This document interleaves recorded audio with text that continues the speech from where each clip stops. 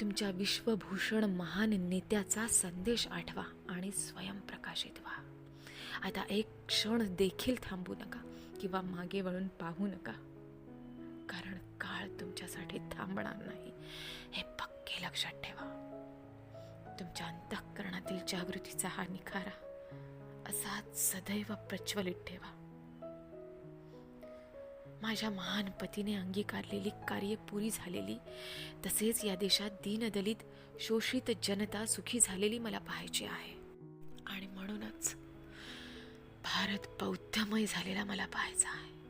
हीच माझ्या मनीची परमोच्च आणि उत्कट इच्छा आहे.